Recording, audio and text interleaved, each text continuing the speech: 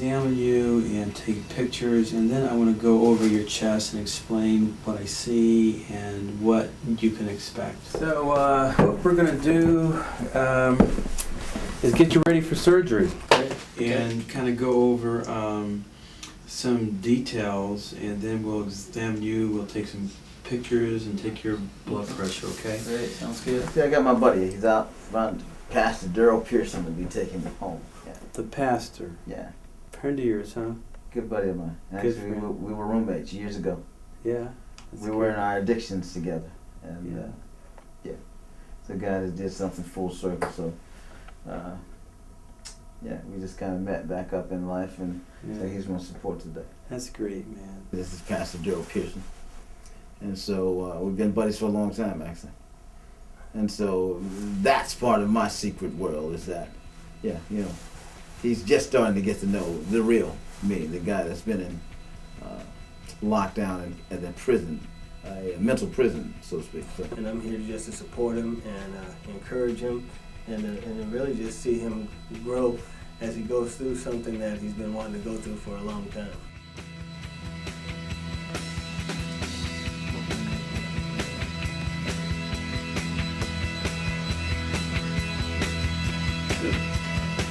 So, you've got good quality skin, which is very important for contraction. Give me a flex of your pec. Yeah, good. Okay, good. Why don't you tell me what you don't like? Well, I definitely feel that there's, from this part on, there's kind of a sagging feeling with him. I feel that you know, this section here probably is the pinnacle of it. I feel it's just that fatty look, sagging look. Again, I see him coming in from these angles as well. I see kind of extra fat there. And so basically it's this whole area that you Yeah. don't like. Yeah. Okay, why don't you flex your pec like you were doing? So it's this kind of stuff that's kind of there, right? Yeah. Okay. I can see it right now, so I can't look down Mm-hmm. on the other side. Now, maybe when I was younger I could. So, but gravity has definitely set in on me. And so what I don't like is the protrusion, and I think the sagging. In your goals, what would you like to see My when you goals look down? would be to flatten this as much as possible. Would like to see these shrink as much as possible, and would like to see the thinning out of this extra fat on the side. Okay, good. It's just I don't know what it feels like to be flat chested. I have no idea what that feels like. Now, overall, first and foremost, that Okay. is what I'm looking at, and then definition, and then definition and having a defined chest area. Now I think that we're on the same page. I think we've communicated well what your expectations are and what our limitations are, which, you know, the folds, the issue that may be one. But other than that, I think you'll do very well. Overall, I think you should get a very good outcome. I think we'll be able to flatten this. Mm-hmm.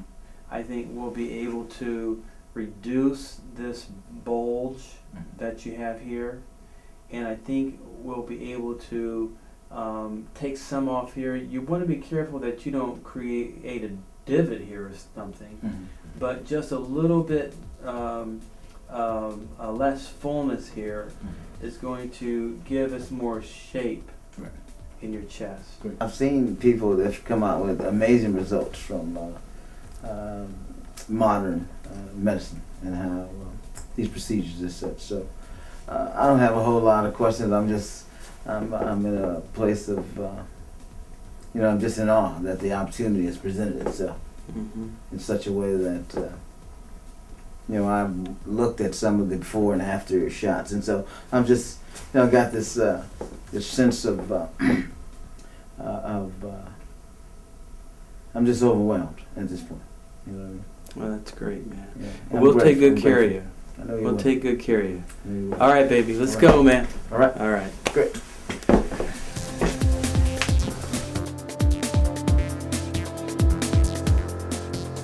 And then I'll put put you sort of like in a waiting area. Okay. And then Dr. Gamer will come in and give you a martini, Yeah. an IV martini. And then you'll wobble into the OR. Okay. And once you're in there, just so that you know, the worst part is going to be I'm going to have to prep you basically from your neck all the way to your feet. And so it's going to be really cold. So you're going to be totally naked, and you're going to be standing like this, and I'm going to cover your whole body with betadine.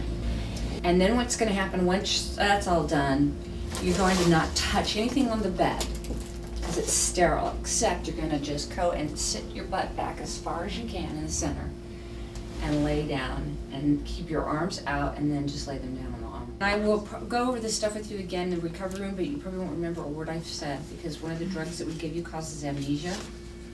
And I can't tell you how many times people will say to me, have I had the operation yet? Yes, you're in the recovery room, everything went. When am I going into the operating room? 5 minutes later, you know, it's really fun. I don't know, I feel pretty calm and relaxed. You know, I guess I'm excited to see what my chest is gonna look like. After the surgery and after it heals and stuff, because I lived with this condition for so long.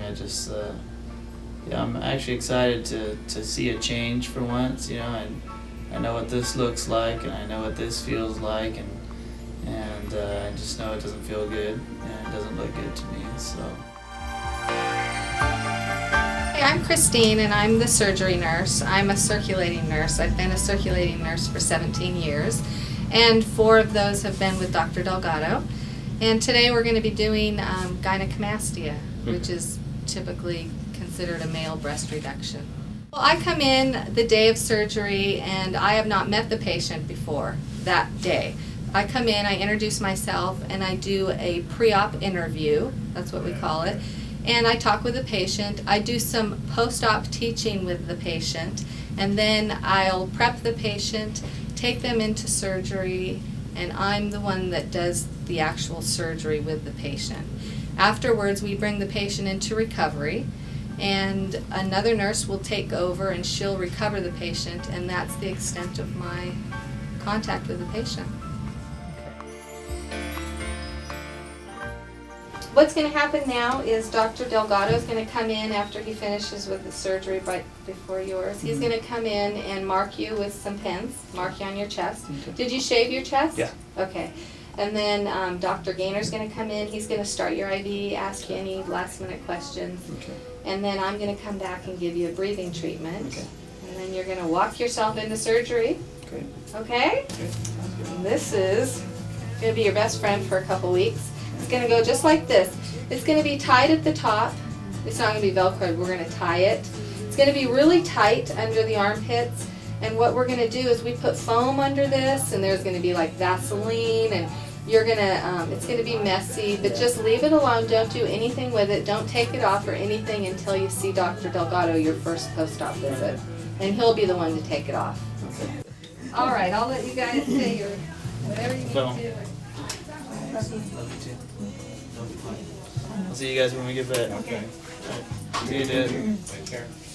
We'll be. Hope you have a good surgery. Yeah, well, thank you very much.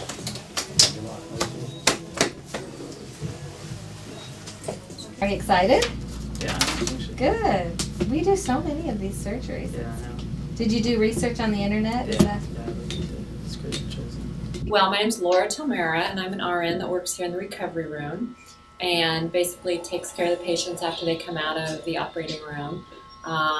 Make sure they're stable enough to go home, handles pain control, make sure they're comfortable and they understand their post-op instructions. And interestingly, whenever I have a male patient in here, I always ask them, how did you find out about Dr. Delgado?